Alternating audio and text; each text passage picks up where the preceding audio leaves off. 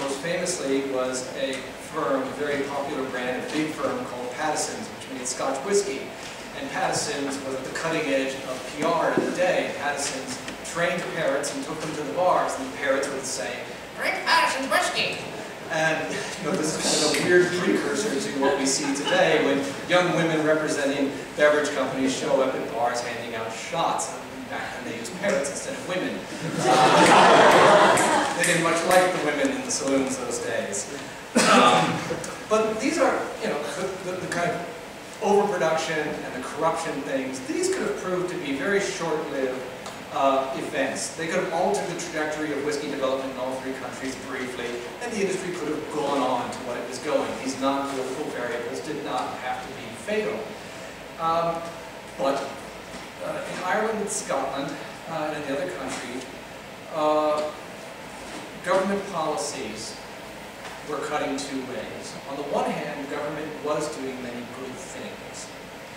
Both US and UK governments had reversed a potential market failure, a race to the bottom by various whiskey distilling firms, where firms basically thought, if we want to grab larger and larger market share, we need to sell our stuff cheaper and cheaper. And the way to sell it cheaper and cheaper is to make it from lousier and lousier grains and products. And back then, guess what? There were no laws. If you wanted to throw oats into it, you could do it. You want to throw potatoes, beets, anything that you could get to ferment, you could chuck it in there. Rotten, excess agricultural product, anything you wanted. Fruit, go ahead, pitch it in. It wasn't illegal, and nobody would be the wiser because nobody could go into the distilleries and see what was being done. Government started to reverse that. It started setting basic standards for production. It started creating basic definitions of what the various types of whiskey were. So, for example, if you go and you look at the Code of Federal Regulations today, it's a gripping read. I encourage you to do so before bedtime. You will see defined bourbon. You can't call it bourbon if it's not made from 51% corn, for example. You can't call it bourbon if it is not aged in barrels that have never been used before, barrels that have been charred on the inside, and it has to stay in barrel for 2 years. These sort of basic rules were being put in place by government. And it was stopping the race to the bottom, and it was making things better in places. Governments were beginning to learn that instead of treating whiskey as this bad product, which was good for taxing and taxing alone, but otherwise wasn't to be tolerated, they were beginning to see the possibility of collaborative win-win policies. Unfortunately, at the same time, politics and government in all three countries were cutting in the opposite direction heavily. There was, for a long time, going back 1820s, 1830s, rising prohibitionist sentiment. It began as temperance. Temperance, you like the word temperate, meaning let's not take things to excess. But temperance gave way to prohibition, meaning no mas. Now, the rising prohibitionist sentiment, it was happening in Ireland, it was happening in Scotland, it was happening in the United States.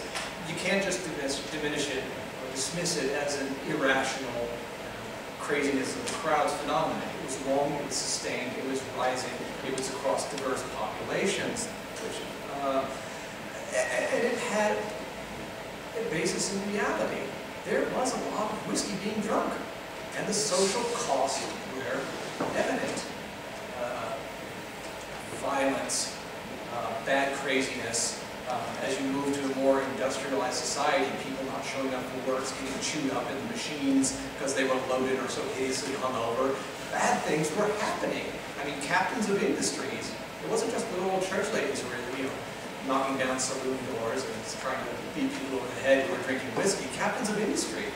They were very concerned about sots showing up at the workplace and productivity sliding. So prohibition was coming. And eventually, it got hold. And it was helped in great part by the onset of war. World War I radiated prohibitionists who joined arms with those in favor of the wars and said that homeland security required keeping the public off drink. We can't have drunkards in the munitions factory. We can't have drunks being sent to the front line. We needed a sober, strong public. And beyond that, World War I was a time when you had mass state mobilization of resources. Governments took over factories, industrial and agricultural production. So yes, they were going to take the grain and not let the whiskey people make it into whiskey, because it needed to be made into bread and to be sent to the people who were fighting. As this played out, World War I and onward, Ireland suffered the absolute worst. Unlike Scotland, which had a tense but very workable political relationship with England, Ireland was the perennial thorn in the side of the crown. When Ireland proved less than enthusiastic to join the Allies in World War I, England began shutting down access to the export markets that the Irish whiskey makers depended upon. And think about it, their dependence on the export markets had only magnified in the last 50 years due to potato famine, mass migration to the New World. Their population was not growing, so you were not farming more whiskey drinkers at home. Many of the people who would become whiskey drinkers in Ireland, the young men, were going overseas. And so when they were shut out of the export market by England, it was a mighty blow to them. Subsequently, the onset of the Troubles between Ireland and England, these political problems only further encouraged England to tighten the economic screws on Ireland. Trade wars erupted, ports were shut down, and inevitably in those situations, the stronger tends to win and the loser suffers horribly. The once mighty Irish whiskey industry, which was near the end of the 19th century dominant, the Scots were catching up, they were dominant, the Irish were crushed. Between 1875 and 1925, Ireland went from 65 operating distilleries to 3. These terrible times for whiskey actually kept going. They kept going all the way to 1950. Prohibition in the U.S. continued in the early 30s. And the world's economy suffered a general depression and then the Second World War. A handful of U.S. whiskey firms managed to survive, in part by producing medicinal whiskey. This was something that was not mentioned in the Prohibition Amendment, but was allowed in the Volstead Act, along with a few other little loopholes, like the use of wine for religious purposes. And lots of suddenly newly religious leaders showing up and getting their licenses so they could acquire lots of wine. California made out like a bandit. Both U.S. and Scottish distillers also were able to keep some of their plants running because the war's efforts required, and this was an interesting discovery for me, the production of industrial alcohol for various manufacturing purposes. The production of rubber uses industrial alcohol, for example. So Scotland, by virtue of its workable relationship with England, got those jobs. Ireland didn't. In the U.S., a handful of Kentucky-based firms mostly got those jobs. The rest didn't. And so there was a mass die-off. Anybody who didn't have access to the government contracts. I should add that for those of you who've done a bit of globetrotting, particularly in countries that were formerly part of the British Empire's holdings, what you'll notice there typically is that if there's whiskey consumed, it's Scotch whiskey, not Irish whiskey. That is in large part because the taste for Scotch whiskey was developed by the British Empire, whereas the Irish whiskey was shut out. India, for example, is absolutely mad about Scottish whiskey. India today is a boom market for Scottish whiskey, so much so that there's actually a mass counterfeiting problem in India. People hawking bottles of what looks like Johnny Walker, which is not Johnny Walker. But even Scotland, during this dreadful, dreadful period for the whiskey industry, in 1946 had a dry year. It produced no whiskey for the first time, probably since Friar John Core did his thing. Happily, over the past 60 years, things have changed. The whiskey world had a slow but then breathtakingly fantastic recovery. In great parts due to the shift in the attitudes of government towards whiskey. Rather than treat whiskey as a menace that's good for nothing other than producing tax revenue, countries have gotten behind their products.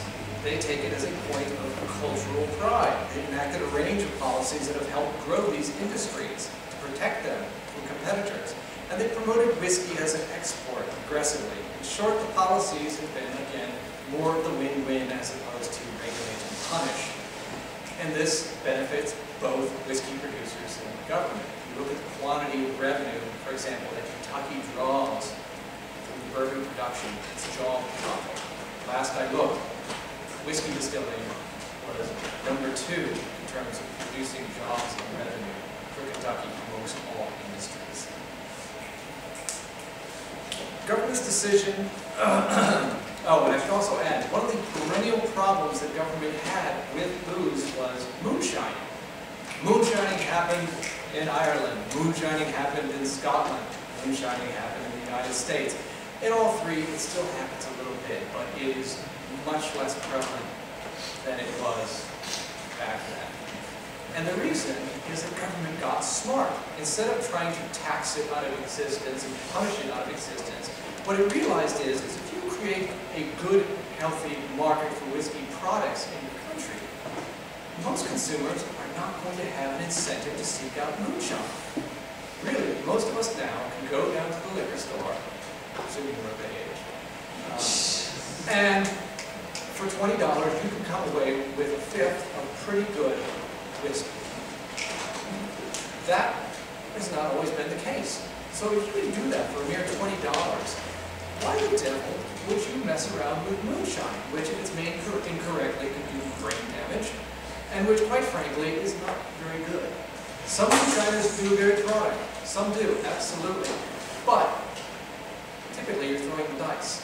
I had moonshine in Ohio, I had moonshine from West Virginia, and guess what? I mean, typically moonshiners are not going to put the stuff in a barrel and let it sit around for 7 years evaporating in hopes of producing something beautiful. They're bringing white spirit to market, and they want to get a financial return on the money they put out to make it. So governments got smart. They cracked down on the moonshiners, but they also fermented in their home markets a healthy consumer whiskey society. Now, governments also decided to liberalize trade, which has been a critical factor in the growth of whiskey. Liberalization has aided the transformation of whiskey distilleries from small parochial companies into parts of the portfolios of international booze conglomerates. Consider Wild Turkey. You wouldn't think it. It's made by a distillery in Kentucky. It's known for turkey shots. I don't know what that goes with it. But it's owned by an Italian conglomerate. Prior to that, it was owned by a French mega booze corp. Travel in Europe today, and guess what? You're going to find Wild Turkey in a lot of the major cities. The reason it is there is because it is part of the portfolio of one of these international conglomerates. And so a lot more Wild Turkey is being sold now than ever before. In the past century, as I've hinted at, per capita consumption of alcohol has generally trended downward in the US, in Ireland, and in England, relative to people in the 1800s were pikers. And that's probably all for the better. So if you are the producer of whiskey, the question becomes, if people are drinking less and less, where are you going to make your money? A, as I alluded, you're going to go to export markets to read more products. And B, you're going to bring new products to market that are inherently more profitable. 30 years ago in this country, you would have had a very limited choice of decent whiskeys. The high-end domestic brands of the day were Jack Daniel's No. 7, Jim Beam White Label, and the imports featured brands like Canadian Club, Seagram's 7, and if you were lucky, you were a really sophisticated neck of the woods, you might get Bushmills and Glenfiddich. All these brands today are, for the most part, considered pedestrian by US and UK consumers. Today, the real action is at much higher price points. This is why Jack Daniel's churns out enormous qualities of its kind of standard product, the Black Label No. 7.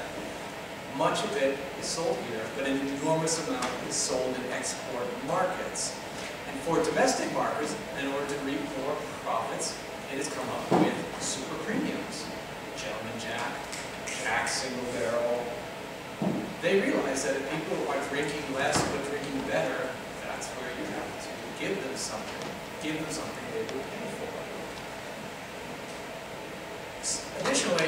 distillers are getting very creative about the whiskey they bring to market. They're not just bringing the same old brown stuff again and again. They are doing everything to the absolute extreme. You've probably seen a lot of white whiskeys being sold these days. For example, there's Smooth Ambler made in Virginia. They sell a white whiskey. Comes off the still, gets diluted a little bit, there's no barrel time, pop it goes in the bottle and out the door to the shelf. You buy. White whiskey, new phenomenon. 5 years ago, didn't exist. Not in the illicit market, that is. Moonshiners still did it. Oppositely, we now have people who are making full-blown whiskeys like bourbon, and then they're popping it in different casks to create different, what they call finishes, flavor finishes. There's a company in Kentucky that makes a brand called Angel's Envy. They make a bourbon, then they take the bourbon and they put it in barrels that were formerly used for port wine. And they leave it there for a few months, and it picks up port wine fruit flavors. It's a whole other dimension. And they sell it as a very high-end product. Meanwhile, other nations are getting into the game. Japan has long been making Scotch-like whiskeys. Germany is making its own whiskeys. India is a rising power in whiskey. They're turning out tons of stuff. Other countries you would never expect, Scandinavian countries, Italy, they're making their own versions of whiskey. And we've also had an explosion in this country of small craft distilleries all over the place. Very small distilleries in the last 10 to 15 years. And they're all bringing new products to market. Emblematic of the fantastic recovery of the whiskey world and its amazing development today is the recently opened Jack Rose Bar in Washington, D.C. It's not far from here. If you have the chance to go, please do. If you want to at least get a peek at it, just go to alcoholreviews.com and search for Jack Rose. I've got a small video of the interior. It is a library of whiskey. It is a bar which carries over 1,200 different types of whiskey and about 1,500 different types of spirits. You walk in there and it is literally a library. There are sliding ladders, but they have to go up to reach the whiskey on the highest shelves. It's absolutely mind-boggling. It's doing a terrific business. All of this is to say that after a near-death experience, which was preceded by boom times, we're now back in a good place, whiskey-wise. We, the living, can count our blessings. Whiskey companies, again, as I've said, have often speak glowingly of the days of yore and celebrate them as a halcyon age of whiskey making. Again, that's nonsense. It's hooey, it's hokum, it's bollocks. An honest reading of the 700-year history of whiskey cannot but help but declare that the golden age of whiskey is now. We have more and better whiskeys on the market than ever before. Consumer choice is broader than it has ever been. And I submit, or perhaps I should say in my essay, this is a very good thing. Thank you.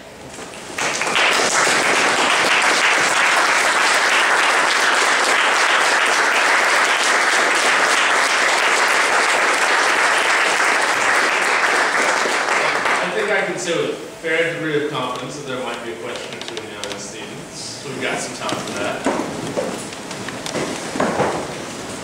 All right, backhand went up first.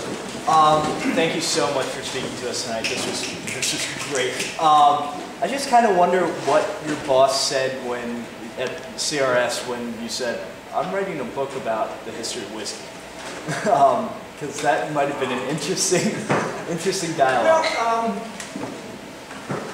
funny enough, I was really supportive, in part because I was doing this on my own time. I mean, the Library of Congress has fantastic resources. The book has 50 illustrations. Many of them are drawn from the library's collection. They digitized tons of stuff. But I was doing this on my own time. And meanwhile, the way we work there is that each of us maintain our own issue portfolios. And our management is very easily able to see our productivity levels. And so there was no issues on the productivity account. And moreover, I was not in any way kind of taking political stands in the book or advocating policy or doing anything that would bring into question my agency and its standing as a civil servant agency which does not take political sides.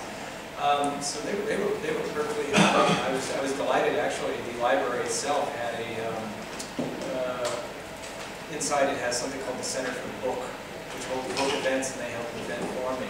They stream and put up on the web, and with 100 people showing up. So they were wildly supportive, and so I was quite lucky. Thank you. Thank you very much again for coming out. Wonderful, wonderful presentation. I'm sure you get this question a lot.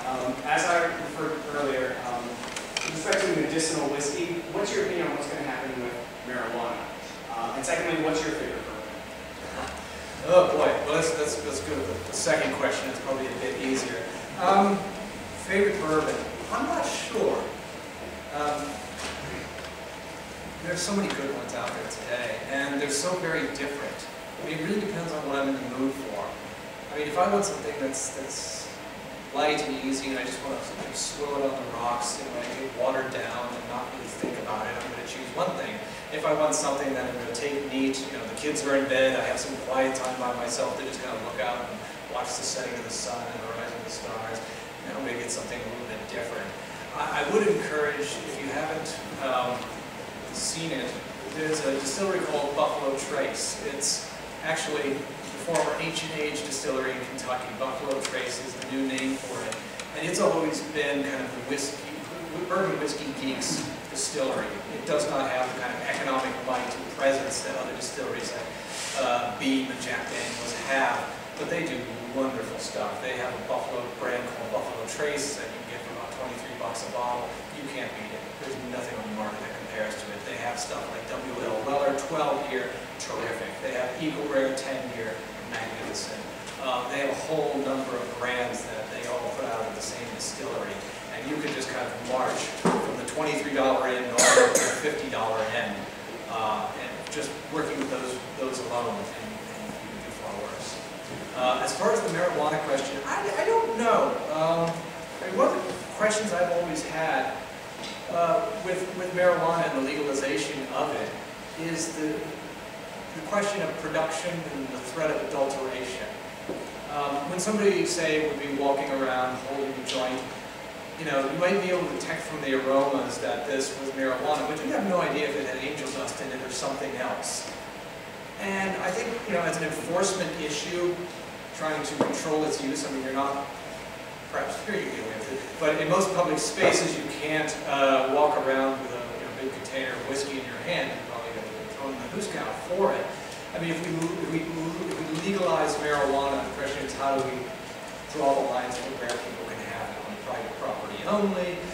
There's a lot there that still has to be kind of figured out, but I wouldn't be surprised. I mean, when you see the incredible quantity of violence due to the drug trade and the horror stories of what's happening in Mexico and just over our border and elsewhere, I mean, it's really bad. The question really should be asked: is the current approach, just say no, jail people, etc., is that sort of approach really going to get us anywhere over the long run? So far it hasn't. There was once a staple of humorous American rhetoric in which a politician was asked during a wet-dry election whether he opposed or favored whiskey, and he gave what was the best answer to the effect that if you were talking about the oil of conversation, he was for it, but on the other hand, if it was destroyed or children's futures, he was against it. I have actually heard that monologue here in the hall, but I was wondering if you were familiar with it and might even know it. Yeah. I don't know the origins of it, but yes, I know it. And there's similar kind of binary comments that have been out there. I mean, one of them appears in Sinclair Lewis's Babbitt. It might be Babbitt himself, the character, who was saying, I think this prohibition thing might be a good thing. A lot of those working people out there just can't handle liquor. Me, people like me, we're all right. And then he took a big drink. So yeah, there's always kind of. I think everybody recognizes that really bad things can happen with alcohol. It's indisputable. I mean, some of the stuff I read about the damage whiskey did to American Indian populations, I mean, it was really, really awful stuff. But on the other hand, I mean, we obviously know a lot of good can come of it. And so you can't reconcile the tensions. So, Thank you very much for your presentation. What's your take on the move into the food industry by whiskey companies such as Jack Daniel's flavored brisket and pulled pork barbecue and this thing people keep talking about called bourbon, bacon flavored bourbon? Maybe that's a little in the future, but I have eaten both of those products and the taste is really good. It's well done and it is Jack Daniel's flavor. Do you see that as a new marketing ploy for whiskey companies to move into the flavored foods? Yeah, absolutely. The last chapter of my little book is called The 21st Century Whiskey World, and I explore a little bit that phenomenon. And Beam, Jack's a good example, but Beam is another good example of companies that have basically said, we're going to take our brand and parlay it to different places. You know, the quantity of product diversification is astonishing. You have, I mean, if you are a lover of Jim Beam, you can buy bar stools that have Jim Beam seat covers on them. You can buy barbecue sauces. You can buy shirts. You can buy tons of stuff. And this is, you know, this is a no-brainer for distillers. It's an absolute no-brainer because effectively, I mean, you know, years ago, distillers often sent people out into the bars with assorted giveaways, bottle openers that, you know, said their name on them. Other sort of little gewgaws, coasters, that sort of stuff is still around today. They were given as giveaways. Now you have people lining up to pay for them. And distillers have figured this out, and so they're doing all sorts of stuff. Yeah, they're sponsoring cookbooks. I mean, because heck, if all the recipes say, add 1 cup of Jack Daniels, you know, that's more sale. Why not do that? And the truth of the matter is liquor can be used in many ways in cooking, just as wine and beer can. And so, hey, why not? Why not make bourbon chicken or what have you? So yeah, I think we're going to see a lot more of that's going to keep going. Sir. Thank you very much for the presentation. It's really fascinating. You mentioned the effect of politics on production of whiskey as something in relationship with politics changes. Could you talk a bit about the relationship of political parties in American history and British history, perhaps, to the relationship of the different parties to whiskey? No. Because I can't do it well. I mean, when I was looking at this, when it came to politicians, particularly those in legislatures, whether it's in the U.S. or elsewhere, the differences seem to break down less across party and more across religious identification. You know, so you know, you had goofy things. In retrospect, goofy things going on in the UK, where, for example, Bushmills whiskey was associated with being Protestant whiskey. Jameson was Catholic whiskey. You know, and meanwhile in the US, you didn't have that sort of picking and choosing amongst brands so much, but you know, you had members of Congress, you know, Baptists, Methodists, and others who were, you know, often wise in the religious views and formed their own senses. But as far as whether or not the parties themselves ever kind of clearly came down one way or another, that didn't come along. If you've got something on here. Okay. Yeah, sorry, I sort of whiffed on that one, but I hope it wasn't Rick Perry-esque.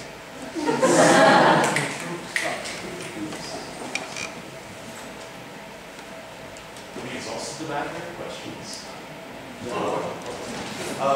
What is your experience with the education policy for whiskey, just alcohol in general throughout, I guess, the past century? How do you see that having changed Americans' consumption of whiskey? I know you were talking about people consuming a lot more whiskey before. And where does that go? Do you think it's reasonable to have a drinking age of 21 when people can enjoy whiskey earlier? Yeah, we talked about that a little at dinner. It's a little, I mean, if we want to go back, say, to 1900, at that point in time, we had the scientific temperance movement, which was a movement afoot to get into the public schools and to influence the curriculum in such a way so as to discourage, for multiple reasons, the consumption of alcoholic beverages, morality issues, health issues. I mean, there were textbooks turned out, there were lesson plans created. I mean, there was an active effort. The schools themselves, I don't think, uniformly were involved. So this kind of political movement jumped in there and got in the game. That movement receded. A lot of what they were peddling was bogus. It was not based on science. It was dressed up in scientific garb. And so that stuff went away, and that left a vacuum. And nobody has really stepped forward into it. I mean, I recall it was considered progressive at the time. When I was in 7th grade, they suddenly made boys not just take shop, but also take home ec. But there was no talk. I mean, we learned to make macaroni and cheese and a few rudimentary things, but there was no talk about beverages. None whatsoever. And nobody stepped up. I mean, there's no course. I mean, you sometimes get efforts in health classes and nutrition, but right now it's pretty much leave it to the parents. And I think what's happening is that largely what's going on is you have private people stepping in, whether it's guys like me writing a book about it, trying to educate people and inform them, whether it's brand ambassadors going around the country for their particular beverage and talking to people and teaching them about it, or what have you.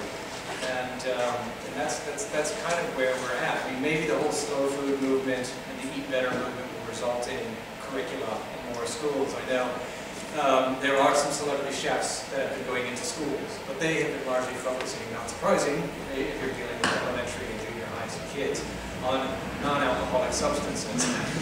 Food, not drink so much, getting them off soda and getting them on something healthy, not swapping them in for bourbon. But this kind of leads us up to the conundrum of what to do about the 21-year drinking age. I mean, we all know that lots of people in this country under 21 drink. And it often is carried off in bad places, in bad fashions. People get hold of it, they go hide somewhere, and then they jump back in the car. And that's just not, that's not what we want. This isn't smart. This is not collectively intelligent. But what do we do about that? If we simply just cut the age back from 21 to 18, what I think is you're going to have a lot of people going, woohoo! And hitting in the car and going and grabbing it and having a good time. Because guess what? In the previous 18 years, I would say most of us, most of the folks are not being trained up by their parents to like sit and have a glass of wine with their dinner, to consider a drink as a kind of, something you have in the context of food and talk with each other, as opposed to the kind of substance I grew up with, where it was just something you just got stomped on and ran amok on. So how do you get the kind of cultural lag up to the point where you're comfortable in basically liberalizing the access? I mean, I think that's a tricky thing to figure out. Go back to it. Thank you very much for coming out tonight. I was just wondering how you felt about government regulation and vice taxes within the alcohol industry. Government regulation of, sorry?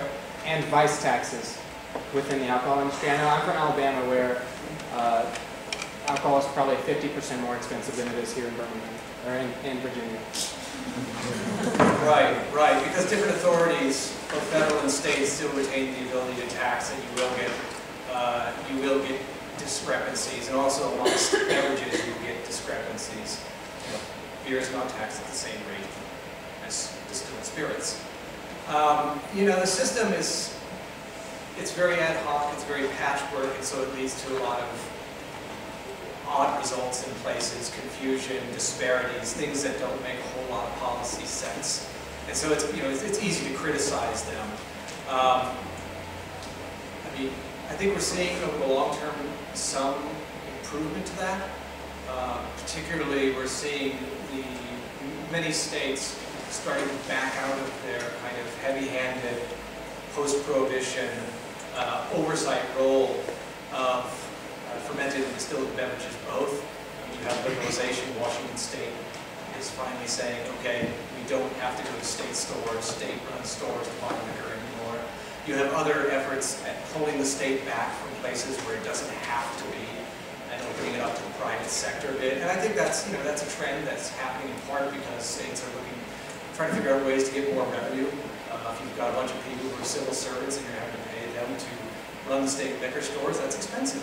So they're looking at ways to kind of back the state up a bit. I think that's part of the impetus. And part of it is also that some of the policies just don't make sense, and consumers are not often well served.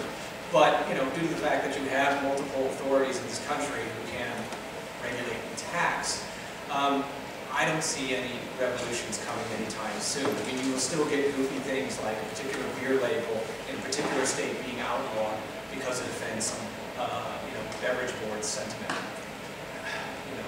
This is the blessing of federalism. What might be done?